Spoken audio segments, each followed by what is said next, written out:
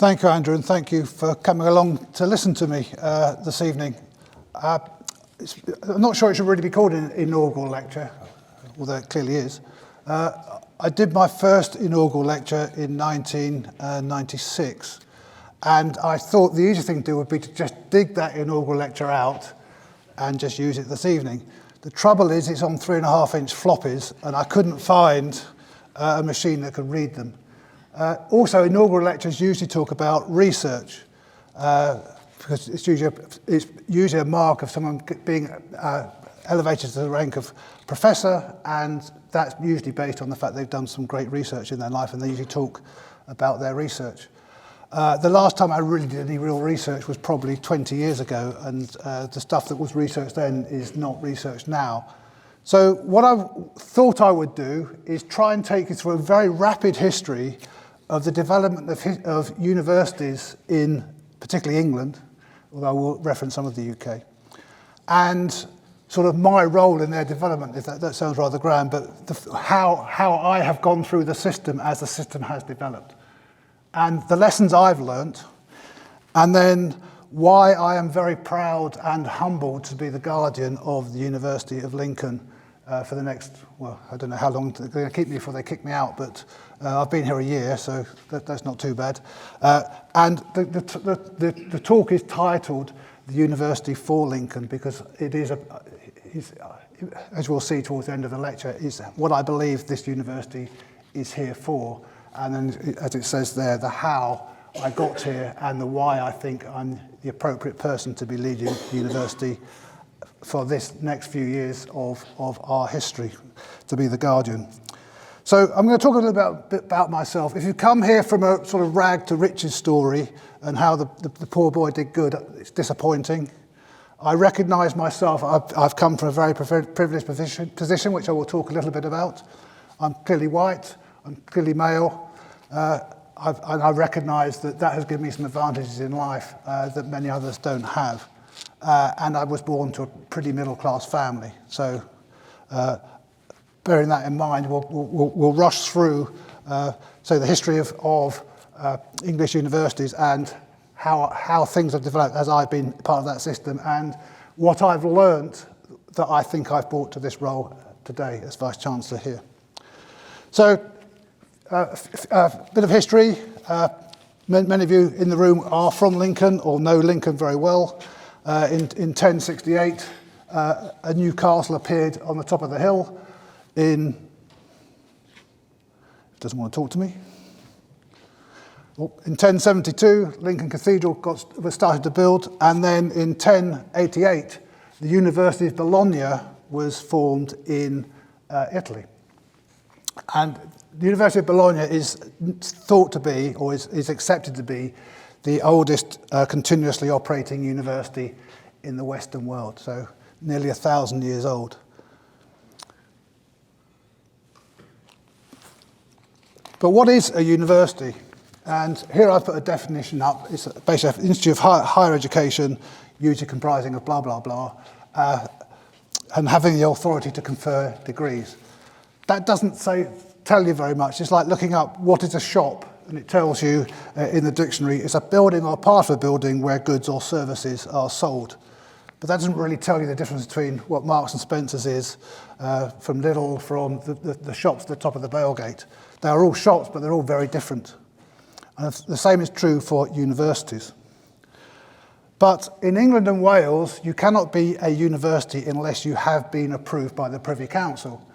Now, many of you may know what the Privy Council is, or many of you may not have known what the Privy Council is,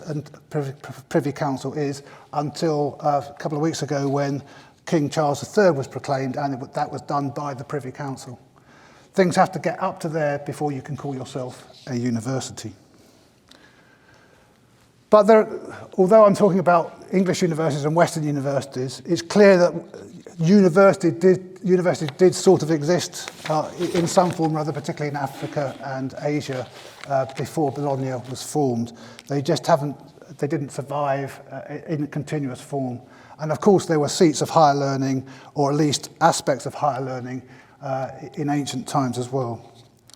But Western universities have evolved from medieval cathedral schools. And in fact, there was a medieval cathedral school in Lincoln, where they educated monks and clerks. But the transition from that to being a university really was characterized by a few of these things. And some of these things maybe characterize us today. So they accepted scholars from overseas. So they started the international student demand. They were self-governing corporations, and when they were formed, of men, they were all male students, and masters.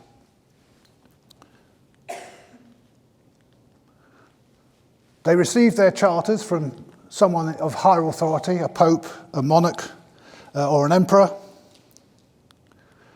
They were not allowed to teach atheism or heresy. Students and masters elected their own boss, i.e. the vice-chancellor. I don't think that's a good idea, but there we go. But they had to charge fees, the masters had to charge fees to the students to finance themselves. And because of that, they were subject to market demand. So if they weren't providing the service that was needed, people would up and go somewhere else and go to another university. So the first university that's thought to, or is known to have existed in the UK and in England was, of course, the University of Oxford, that was founded around about 1096. No one's really sure. And the interesting thing is that the charter for the University of Oxford was actually awarded after the Royal Charter for the University of Cambridge. But the University of Cambridge was founded in 1209. And that was because some of the scholars in Oxford had fallen out with the townspeople. In fact, there'd been a woman who had been, something had happened, and the townsfolk got rather upset about it, and in fact they actually hung 3 of the scholars. And some of the scholars thought that wasn't a great idea, and they would like to go somewhere else. So they dispersed. Some went to Reading, some went to Paris, some went to Cambridge, and in fact, eventually there was enough of a critical mass in Cambridge for the University of Cambridge to be formed. Oxford really did grow quite significantly in the 1200s. When students were banned from going to Paris, where Paris was also seen as a good seat of learning. So there were no more new universities in England until the 1800s. So why was that? Well, one reason, in fact, they tried to set up a university in Stanford in about 1333, but Oxford and Cambridge were so upset about that they would devalue the value of their degrees that they petitioned to King Edward III to stop the university being formed, and Edward III said, yes, you can't have a university there. And in fact, they passed into law that there could be no other universities in England for, well, it wasn't overturned until the 1800s. Meanwhile, there were universities being formed in Scotland. So St Andrews in 1410, Glasgow in 1451, Aberdeen 1495, Edinburgh 1583, Marshall College in 1593, and Marshall College actually merged with Aberdeen University in 1860. So there is England with 2 universities and Scotland with 5. So these universities are still going along up until the 1800s. They are still on the same lines of monks and clerics being educated by men, paying for their own education. But it became clear that this thing isn't working wonderfully well. That the education that was being provided wasn't wonderfully well accepted. And in fact, Sir Spencer Walpole, writing in the late 19th century, said that few medical men, few scholars, solicitors, few persons intended for commerce or trade ever dreamed of passing through a university career. And he quoted from that a sentence that was actually from the Oxford University's own Commission's report on the reform of Oxford University that said the education imparted at Oxford was not such as to conduce to the advancement of in life of many persons except those intended for the ministry. So that's where we are in England, somewhere in the middle 1800s. Meanwhile, back in Europe, other things are happening.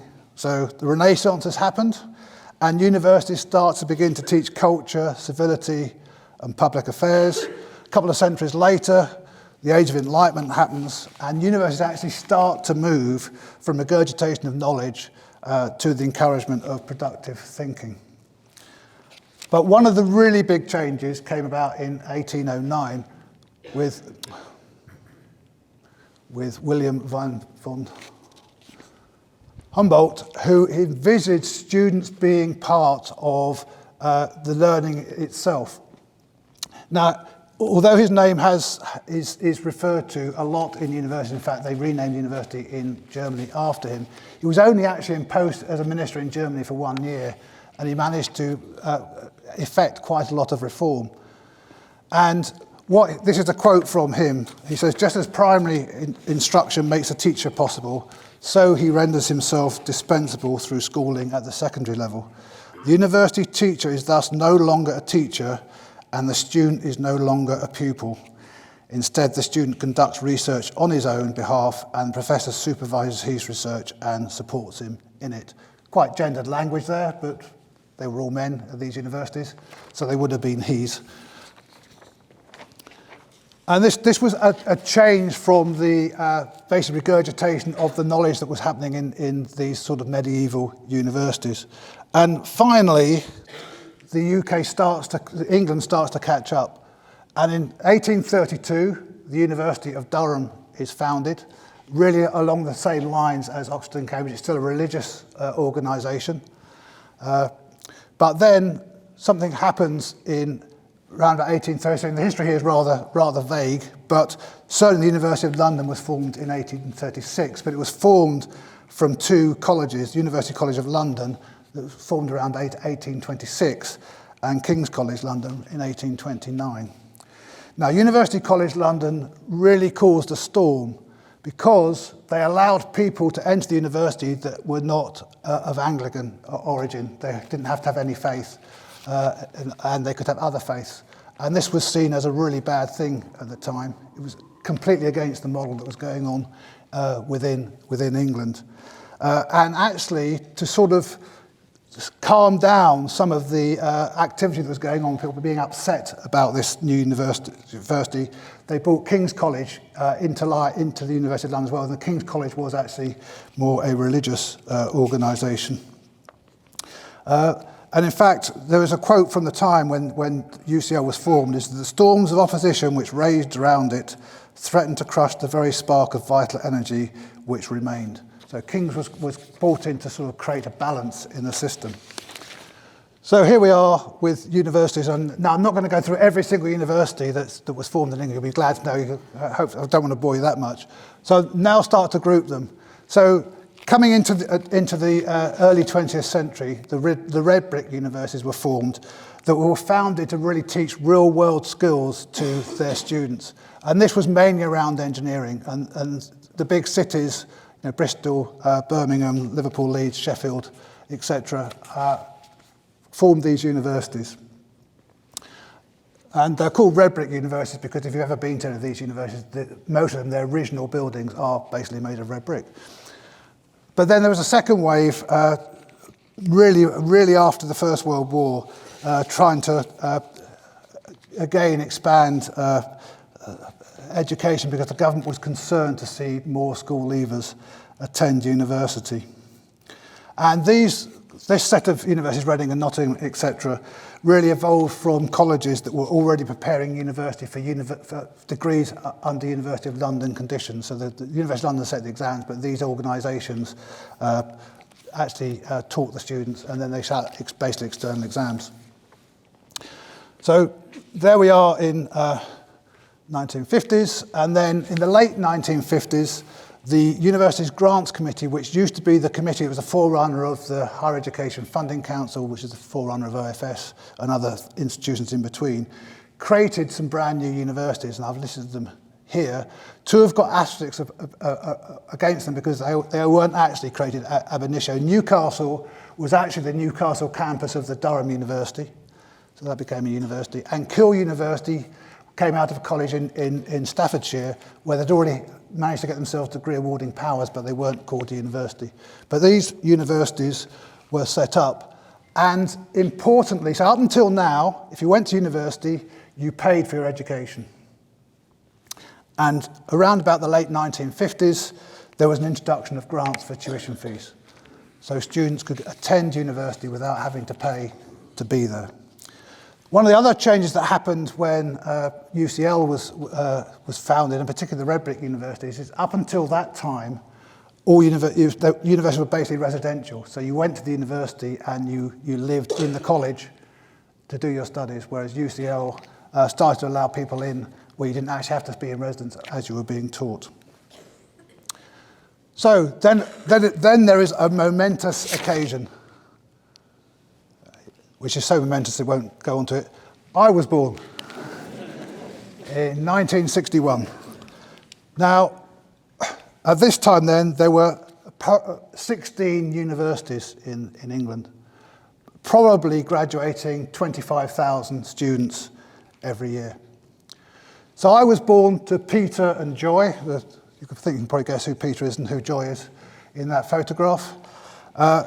Both left school early. My father left school at 14 because they couldn't afford to pay for him to go to school, and his father had passed away and he needs to go to work.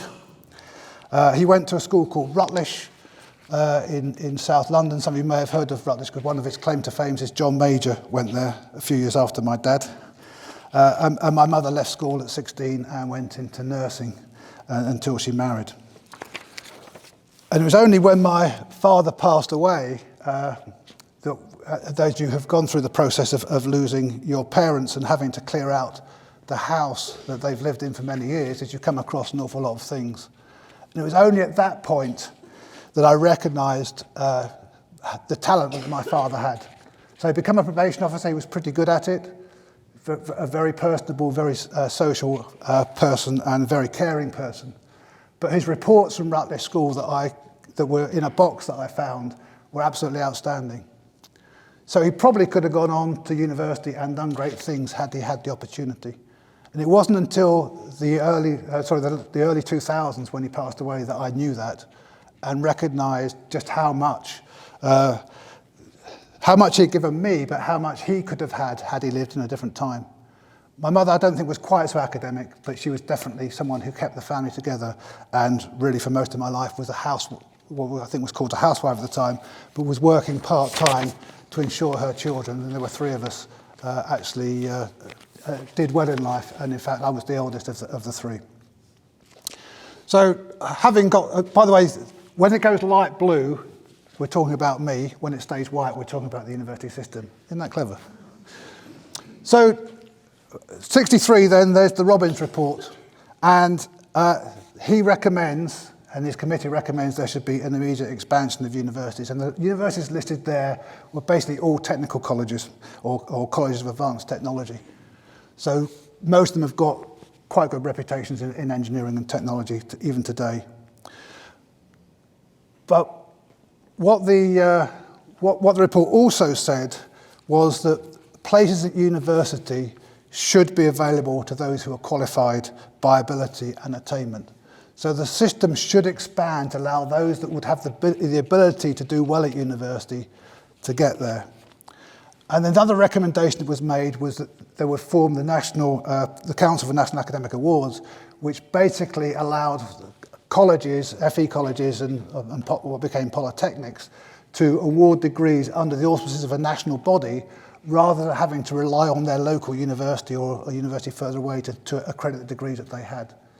So that also expanded the degree provision in places that were not called universities at the time. But he also started to say the report also said some other things. So this is maybe the first government intervention into what universities should be doing. So these four things here, that universities, we should be teaching skills.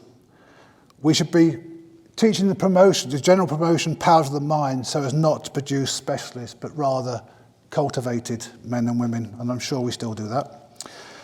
You need to maintain the balance between research and teaching, because you cannot separate the advancement of learning from the truth, and need to transmit a common culture and common standards of citizenship. So it wasn't just about learning an academic subject. University should also be about making society better. So I would say this is the first, in my view, this is the first time when government starts to tell universities a little bit about how they should be teaching. Right, back to me. So I go to a small primary school, happens to be called Morton Parochial, single entry primary school, and then I went on to a school called Emmanuel near Clapham Junction, Wandsworth. One of the claims to fame for Emmanuel School is, in fact, that's where Tim Berners-Lee went. Those of you who know the man who invented or started the internet. But he apparently left the school in '73, just as I arrived, so I guess I never met him. I certainly don't remember ever meeting him. Why do I put this up? Because these schools were not the natural choices from where I lived. My parents made an effort to get me into these schools. And 11 plus at the time, the primary school was well known for getting quite a lot of its leavers past 11 plus. And then Emmanuel School happens to be a selective, grant-maintained all-boys school. But that hasn't affected me, so that's all right. So one of the things about Emmanuel School being a sort of all-boys sort of grammar school is every year someone from the armed forces would come along and have a talk. And I always wanted to fly helicopters. So this I don't know what he was, probably a lieutenant commander from the Royal Navy turns up, and I say, I want to fly helicopters. And he said, oh no, you don't want to do that. You'll be finished by the time you're 35. What you want to do is engineering. You're doing maths, physics and chemistry. You'd be a fantastic engineer. So I bought that, which was actually quite lucky because it turns out I'm colourblind, so I couldn't have actually flown helicopters anyway. So I ended up becoming an engineering officer under training in the Royal Navy.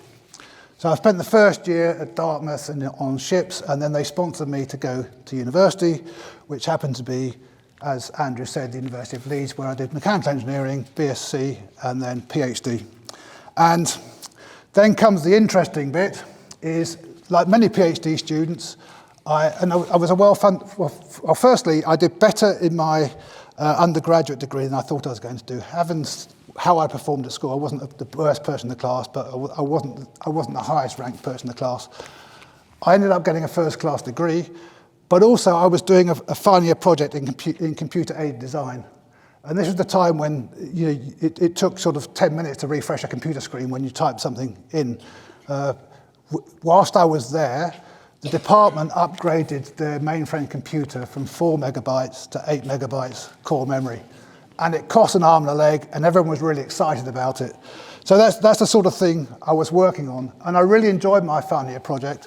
And my tutor said, how about you do a PhD with me and we can fund you? And I said, but I'm in the Navy and I've committed to this and I'm going to have to pay my way out. And he said, don't worry about that, we'll find a way to fund you. So I was actually quite a well-funded undergraduate, both because I had a grant and because I had a bit of a salary. I was then a pretty well-funded PhD student, so I've not really suffered any hardships that some students I know suffer today. But then I get to 87, when I should have finished my PhD after 3 years, and in those days, if you finished a PhD in 3 years, you probably weren't doing a proper job, and if it took you 8 years, you're probably about right. But I get to 3 years, my funding runs out, and there happens to be a bit of a teaching requirement in the department, and would I be prepared to do it? Well, I need the money, so yes, I'll have a go at that. So I started teaching a bit of design. And then I thought I'd better be a bit nice and just stay on a little while. So they made me a lecturer, and as you can see from that graphic, I stayed on rather longer than just the year I thought I would, to be polite. But a couple of things happened at that point, I guess. First of all, one of my tutees went and got a job in one of the big 4 consulting companies at a salary that was more than I was on. So I thought, well, blow that. So I applied for the job as well and was offered it. But the trouble was I was nearly 30 at this time, and there were all these 21-year-olds who were going to this consulting company. I thought, I'm not sure I can keep up with them on a night out, although I could have given it a go. But also, two other things happened. One was I applied for and got an ESO scholarship. At the time, ESO were very concerned that there weren't enough engineers being staying on to educate the next generation. So they paid quite a handsome salary or stipend to go on top of your salary. And also I got a double increment from the university, so I actually ended up on a relatively much better salary than I had before. The other thing is the job that I had was what was known as a new blood lectureship. So as you saw from this expansion of universities in the UK, there was this big expansion in the 60s, and then not very much happened after that. And quite a lot of the staff who had joined the universities in the 60s and 70s were reaching retirement age, and there hadn't been anybody else coming up. So the government actually put something called a new blood lectureship posting where you could apply to the government and the university would get these lectureships. And I got one of those in manufacturing and design, which was pretty helpful to me. In fact, the day, you should probably, if you'll probably pass this point now, but never go from being a student in a department to being a lecturer in that department. And then you understand the dark arts of an exam board and wonder how you end up with the grades that you got, but there we go. The other thing that I should say probably is that in my time at the university, I did a lot of sport and rowing, and I met my wife in the rowing club as well. Submitted my PhD on the 1st of September 1988 and got married 15 days later. So probably done that the right way around. So what were the lessons I'd got from being in the education system to date? And I think I've sort of indicated this in what I've been saying, is that supportive and interested parents can make a real big difference to your life.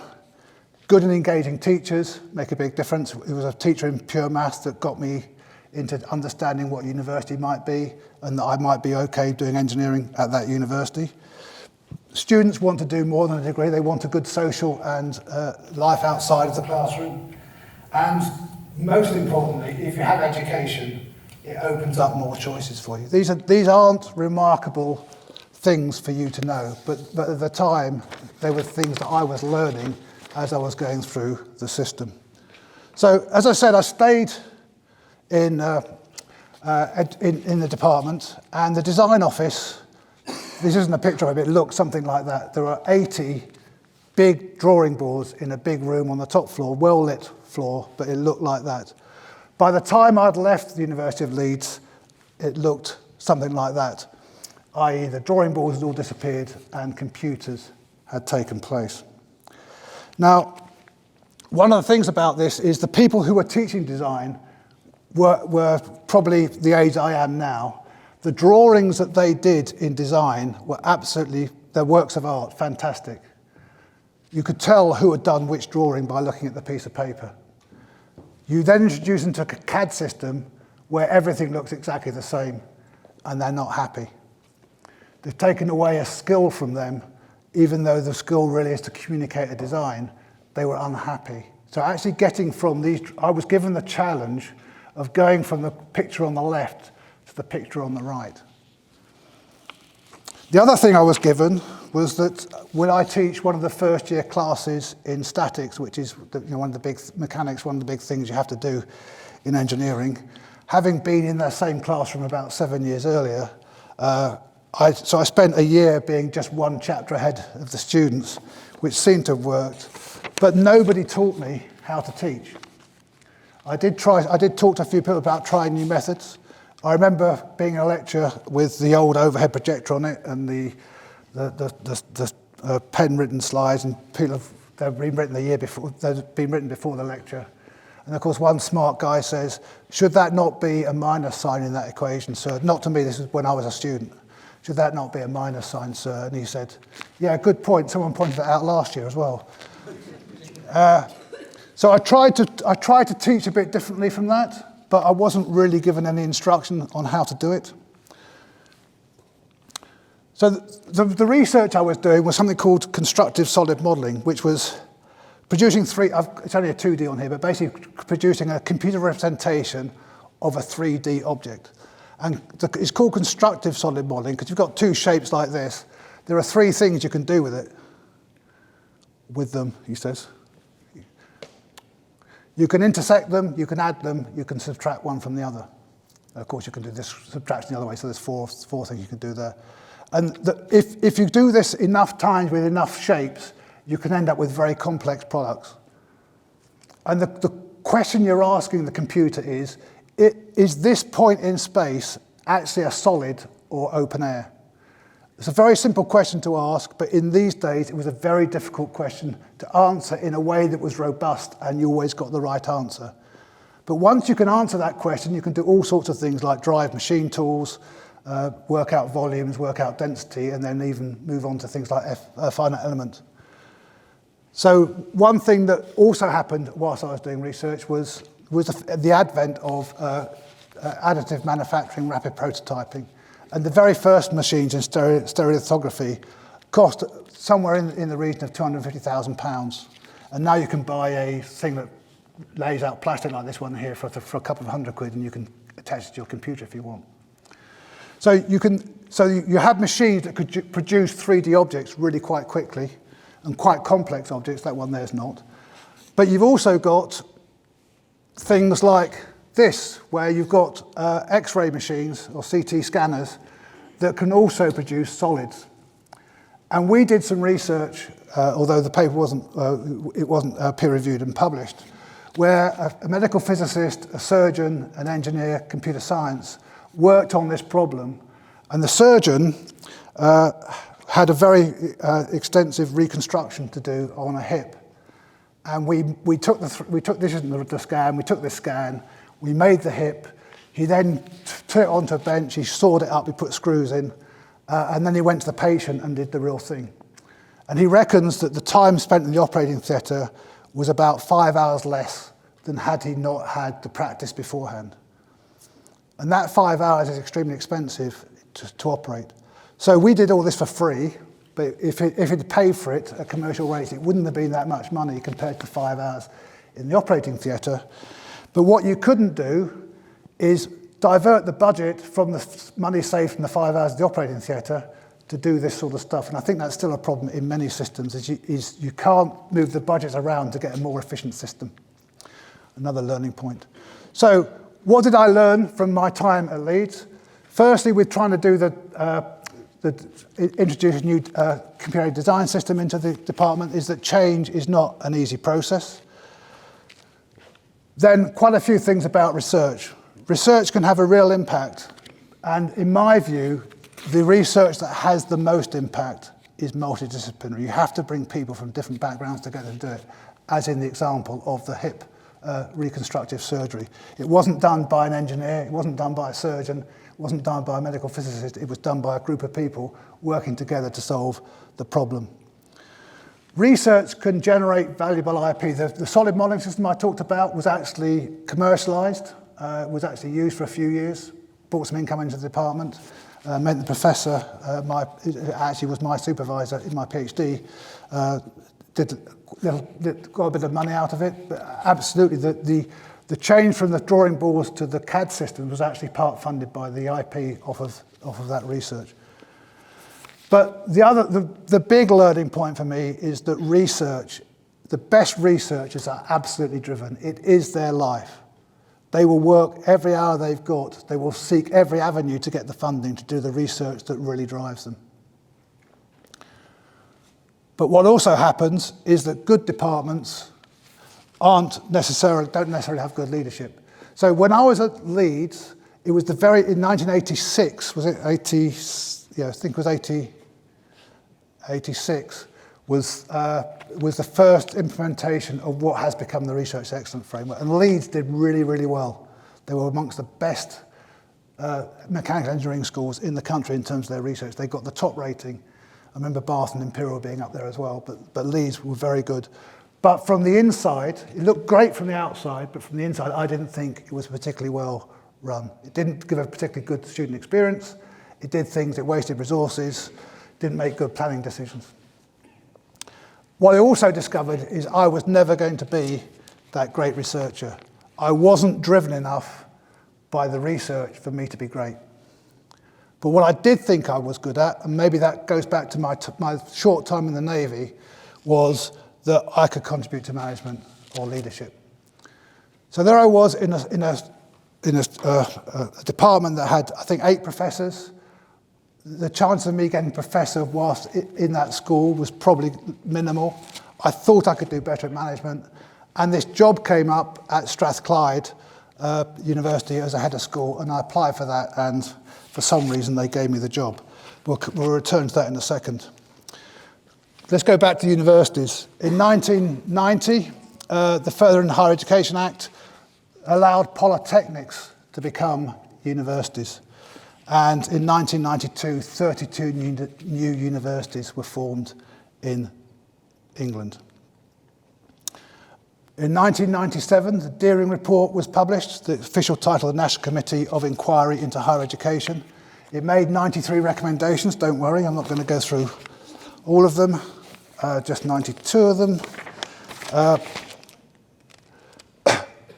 One recommendation was that, so up between the early 60s till now, you got a grant to go to university. Deering said we must change the way in which universities are funded. We must move from grants to some tuition fees where the cost is shared between the individual and the state.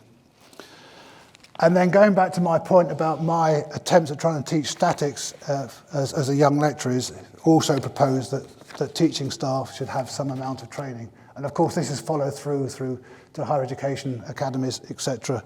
And the fact that most universities now won't accept people on the teaching staff unless they go through some PGC in higher education teaching. They said that credit earned at one institution should be able to be transferred to another, and that does exist, but I don't think that's taken off in the way that Deering envisaged. Very few students start at one university and go to another, although some do, very few do. And also thought that there should be an expansion of sub-degree programs in schools, so things in university, things didn't actually lead to a bachelor's degree, but would give you things like diplomas. And they felt there was a market demand for it. I'm not sure that universities have seen that demand or have actually structured themselves greatly to follow that recommendation, although we here, of course, at Lincoln are doing things like apprenticeships now. But for up until recent years, that didn't happen. And then post-2000, big expansion. University colleges and other higher education establishments became universities. In 2004, you couldn't be a university unless you were also doing doctorates. They dropped that recommendation. You needed also to have 4,000 FTE on your books, 3,000 of which should be on degree courses. In 2012, they dropped that to 1,000 with 750. In 2015, the numbers changed from a minimum of 55% on degree courses. And after that, they've made it easier for private providers to enter the market. So now there are 106 English universities. So when I was born, there were 16, 17, now there's 106. There are actually 9 universities in Wales, 2 in Northern Ireland, and 15 in Scotland. So overall, there's 132 in the UK. So returning to me, I applied for this job at Strathclyde, was head of department, design, manufacture, engineering management, great title. And it was called the divisions of design, manufacture, and engineering management. And boy, were they properly named. They were divisions. So much so that the professor of one of the divisions refused to speak to the professor in charge of that division unless there was a lawyer in the room.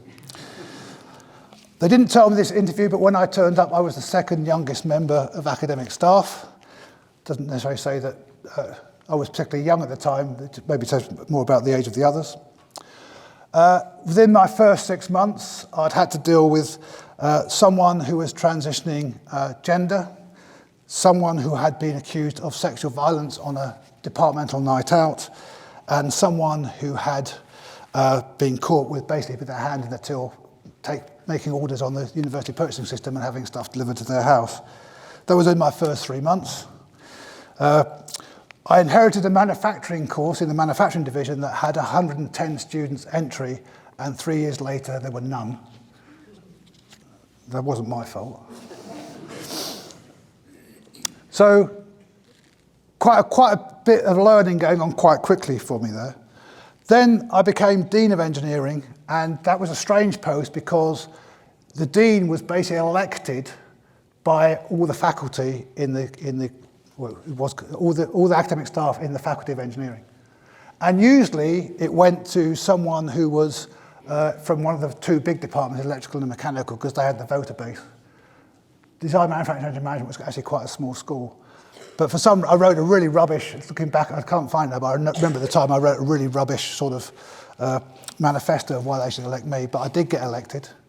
And then 4 years later, Strathclyde had this strange Senate system where there was the principal, and then the deputy principal was called the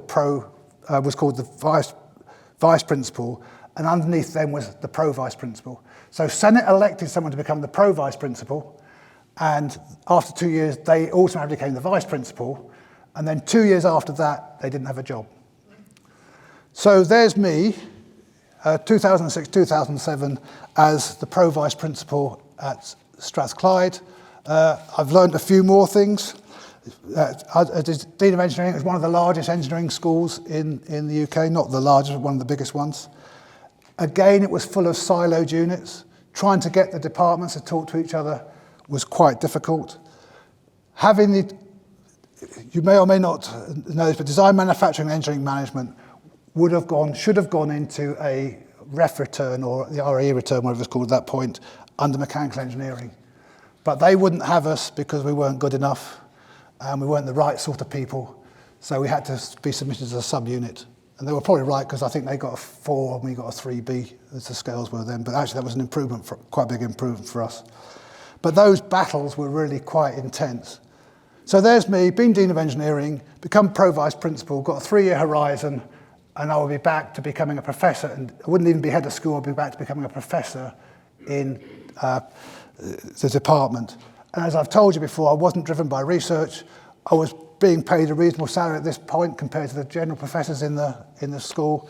So I would have been I could have taught for them, but I would have been a burden on in their pay line.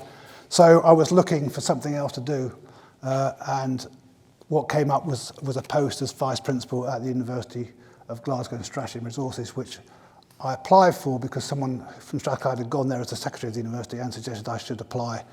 We'll come back to that in a minute. So what lessons did I learn at Strathclyde? Firstly, they don't really teach you management and leadership on courses. You only get it by being amongst everything and understanding that things don't always go to plan. That student demand and employer demand aren't always in sync, as in manufacturing. Leaders should be appointed, not elected. Although I was elected twice to posts, as I was Dean of Engineering, I tried to stop elections to heads of school because I didn't feel that the elected post was actually doing good for the schools. And we've had this continual debate about whether heads of school should be permanent, they should be rotational. But electing them, I think, is a pretty poor way of coming up with people who can actually make decisions and lead places into the right situation. And even universities need a strategy. You need to know where you're going. And at this point in the cycle, in the 1990s, early 2000s, universities were writing strategies for the funding council. The funding council would accept them and they're going to a draw. So it would say all wonderful things, but no one took any attention to it. Around about this time, we're back to Brown, the Brown Review of 2010, independent review of higher education funding and student finance, to give it its full title. It recommended another sweeping reform of finance, including the removal of the cap of the fees. But interestingly, it also found that potentially students need better information on teaching experience that they can expect on their different courses. And that recommendation can be traced to the fact that the TEF, the Teaching Excellence Framework, started in 2018. So it took about 8 years, but I think that's the recommendation that got us there. So again, more management or more regulation of universities, more performance management of universities. How are you doing on research was in '86? How are you doing in teaching this year? So over my lifetime then, and this is from the House of Commons Library, we've gone from 16 to 109 universities, and from approximately 25,000 graduates a year to over 350,000 graduates a year. A huge expansion and a huge number of changes going on in the system. So I then go to Glasgow University from Strathclyde as the Vice Principal for Strategy and Resources. I kept that title really until I left, although for the last 5 years I was, or more, I was Deputy Vice Chancellor. There was only one Deputy Vice Chancellor. I was officially the number 2 of the university. Over that time, I've led the consultation and publication of 3 university strategies. I'm not going to go into all of these, or any of them really. All of them talk about improving processes and systems, as you would do. All talk about fantastic teaching and excellent research. But the first one, Glasgow 2020, a Global Vision, was absolutely aimed at growing Glasgow's international reputation. And I would say, looking back from now to then, that absolutely worked. The second one was more about developing the people and the estate. And again, I would say, looking back, that has worked. And then the one that was written just before, and I wrote it and got it published just before I left, was World Changes Together, which is concentrating more on the university's civic mission. Now, clearly what you can learn from all those 3 strategies is you can't have a good strategy without a tower on the cover. So there's an awful lot I did in those time, and I haven't got time to go through it, but there was a couple of things that I think are worth sharing. Firstly, is the second strategy was all about developing the estate, and we inherited, or we bought back the hospitals next to the university, which is this area here. So that area is the old hospital site as it was in 2016. That is the artist's impression of what the university was going to do with that site, and that's about a 1 billion development with all the maintenance going on the rest of the university over a 10-year period. So a big, that is the site in 2019. So the first building, the new teaching building's already on the top middle left here with a sort of crane thing coming out the top. The concrete bit in the middle bottom is the new multidisciplinary research hub, now called the Advanced Research Centre. That was 29. And this is a picture that I managed to get from a couple of weeks ago, he says, from a different perspective, if it would load. So you've got the middle of the screen there is the big multidisciplinary research building that was opened earlier this year. To the left is the new business school. To the right is a new Institute for Health and Wellbeing. They're the first 3 buildings on that site. A new public square, new access into the site, new big entrance into the university from the south side of the university. So I was involved in planning what was going to go there. Quite happy with what they're doing. Very jealous being here now, just how much money they have to do it. Oh. Right, Glasgow. What else going on in Glasgow? What's the shipbuilder of the world? In the early 1900s, it built more than 20% of the world's shipping. Today, there are 3 shipyards, 2 of which are building military ships, mainly for the Royal Navy, but for others as well. And 1, Ferguson's, who you may have heard of, building 2 ferries that are currently 5 years late and double the budget. So Glasgow was a shipbuilding centre of the world. Here is Glasgow as it was actually the late 1950s. It was still building about 12-13% of the world's shipping. And those blobs are big engineering companies on the Clyde. This is what the Clyde looks like today. The white shape is where the university is, and you can see all along the Clyde, both sides, there's derelict land. So it's gone from a thriving ship industry to a city that's had its heart ripped out of it. And here's an interesting map. It's the areas of deprivation in Glasgow. Blue is great, red's not quite so good. You can see around where the university is, it's pretty blue. You can see the south side of the river in Govan is pretty red. So you've got to go from the most advantaged to the least advantaged people in society in about 2 miles. And in that 2 miles, life expectancy drops by about 20 years for males, literally across the river. So this is Govan. It's been reversed. On the left-hand side, you've got the new Riverside Museum. On the right, top right, you've got that thing that looks like a bit like a star is the Queen Elizabeth University Hospital. And the plan was still is, to develop that site to provide more opportunities for the local residents, to bring in more housing, and to put a new bridge in that connects the north and south of the river at that point. The people of Govan were involved in trying to determine what went on here. They were told when the hospital went in before 2016, that's why the university could take the hospital over, is because the new hospital had been built, is that there would be job opportunities for them.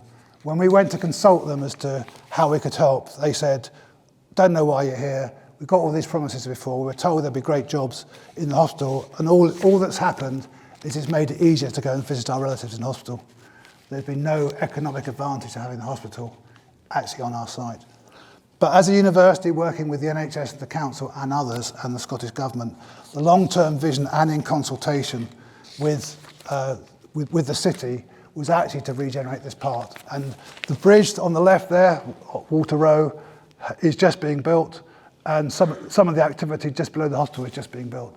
So it's actually starting to happen, and I hope we'll see some economic regeneration of that part of the city. So what are the lessons I've learnt? Did I learn from Glasgow? That you need to have strategies that differentiate. If you do, they'll lead to success. And I would argue that the things we did at Glasgow did lead to success. But only, there's no point just writing it, you have to concentrate on implementation. You've got to implement it properly. And a phrase, I'm not sure whether the original phrase is culturally strategy for breakfast or for lunch. It doesn't really matter, it gets eaten. Is if you put a strategy in place that the organisation doesn't like, they have all sorts of ways to stop it happening. So you have to consult before the strategy is written. And then the importance of place. Universities should be civic anchors in their cities, particularly universities like Glasgow, and as we're coming to come on to in the last few minutes, is particularly also in Lincoln. Universities can make places, the sorts of estate developments that have gone on in Glasgow and the development here in Lincoln actually shapes a city. A city becomes very different because you put new buildings and new public realm in. Universities can be and should be engines for economic regeneration and inclusive growth. Strong delivery requires partnerships across the city, but those partnerships take a long time to develop. You can't just phone someone up one day and say, hey, let's do this, and they'll say yes. You have to spend time and effort building those relationships. So that was me post-Glasgow. As Andrew said, I arrived here last year. Let's go back to what is university. We've had the REF in 1986 telling us how good our research is. We've had the TEF in 2018 telling us how good our teaching should be. And we're just in the middle of having an implementation of the Knowledge Exchange Framework, the KEF, where they've gone through 2 pilot rounds, the first one in 21, one this year. They're telling us how good our knowledge exchange should be. What we haven't been told to do is our civic engagement. We're not measured by how well we engage civically. How important are we to place? How important are we to levelling up? And how important are we just to the city and the region that we're in? Levelling up is this terminology is almost certainly going to disappear from the political language, but the intent won't be. We've moved from a place, and I recognise early on in this talk, I was privileged. I had a lot of opportunities to where I could go from, and it used to be that who you were born to has a big impact, and it still does, has a big impact of where you can get to. But it's also recognised where you were born has a big impact now on what you can do, because the region around you doesn't give the opportunities the same as a region just down the road. But that's all about the housing, the health, the education, the employment, crime, transport, digital connectivity. If you don't get all of those things right, you can't provide the opportunities for the citizens. And we can't do that alone. We can only do it in partnership. And I think that's what Lincoln's got, and that's what attracted me to the post being here in Lincoln, is because we also have that desire to help, using the current terminology, to level up. We want to give people opportunities. So you've seen this, so the same as the Glasgow picture, this is what this site looked like in probably the late 60s. This is what it looks like roughly now. You know that Lincolnshire, UK's second biggest county, hardly any, no motorway, hardly any dual carriageway, 1.1 million population, most of it living in rural areas compared to the rest of England. No university before 1996, and now we've got two. And here's some sort of pictures of deprivation, etc., of Lincolnshire. The one on the left is multiple deprivation. Green is more advantaged. Dark red is least advantaged, and you can see the cluster of that disadvantage on the coastal fringes. The other one is life expectancy, and you can see there's a pretty good correlation between the amount of time you have expected to live compared to the social deprivation that you're experiencing, which is not a surprise with the same Glasgow. And then here's another interesting one. The one on the left is people that haven't got a qualification above NVQ1. And again, a lot of cluster on the coast where people have not got any qualifications. And the other one is people who've got qualifications above NVQ5. And again, the lighter the colour is better. So again, the darkness is along the coast in the south of the county. So these are big variations within the county. Also, in Lincolnshire, we've got some advantages. The Greater Lincolnshire Local Enterprise Partnership has identified what they think are the game changers, the things that we should work on to make the university better. Make the county better. On the right-hand side is a list of some of the clusters that we have here from research. So we may not be funded to help level up and improve the community, but our teaching and research and knowledge exchange can be aligned so that we are helping the region. We're also not just about teaching and learning, but also about sustainability. And these UN sustainability goals, we can map our activity onto these, and we are helping all these, the things we do and the research we do are helping all these goals. So this is another way at viewing a university rather than just how good is it at teaching, how good is it at research, how good it is about addressing the sustainability goals that are described by the UN. So all of this has led to a strategy that was published in July, 2022-27 strategy. It has these three themes. We will collaborate with each other, with our civic partners, and with our global friends. We will challenge our students, we will challenge each other, and in particular, we will challenge the status quo, and we will transform individuals, we will transform communities, and we will transform the region. We've written that as a strategy. That is what we are aiming to do, and we will do that through our impactful and relevant research, teaching, and knowledge exchange. So we're not devoting money to do things that are different. We are just making sure that what we do is aimed at helping the region. Not everything we do is aimed at helping the region, but we are, where we can, trying to make a difference. So the challenges ahead.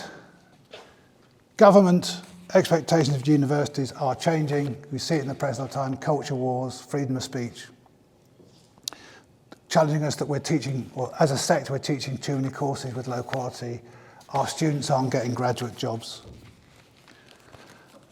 We're not creating the economic growth, although it's a bit unclear whether, at the moment, where the government sees universities in terms of economic growth. Last week, universities weren't mentioned.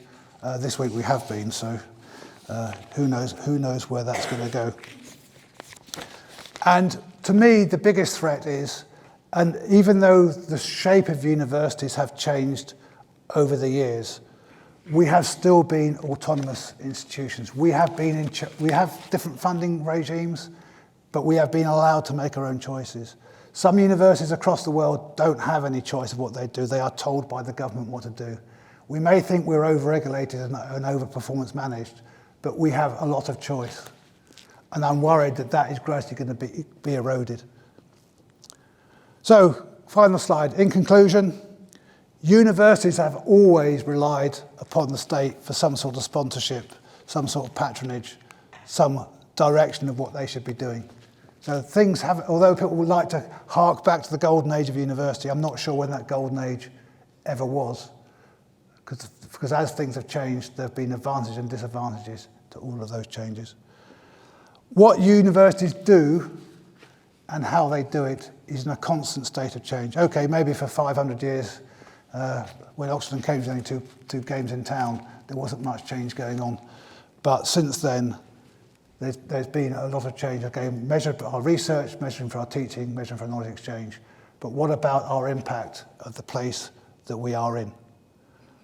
And our future, I think, relies on us deciding what we want to be and what we want to do within the regulations, within the current policies, and of course within the funding regimes at the time. But I think we have decided what we want to do and what we want to be. We've articulated it in our strategy that was published in July, and we will transform lives and communities through our impactful, relevant research, teaching, and knowledge exchange. And I think I've just about managed to go over time, but I don't know if I'm allowed to take any questions or